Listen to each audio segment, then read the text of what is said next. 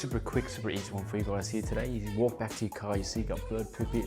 Dude, it's actually super easy to clean off, and this will guarantee to not scratch your paint as well. So what you want to do, get a bit of water, just pour it in there, all you need now, a bit of tissue. Okay. So what you want to do is you want to rehydrate the bird poop, give it a minute or two,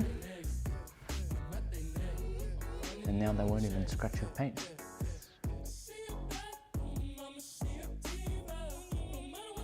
Okay, so just be very gentle with it.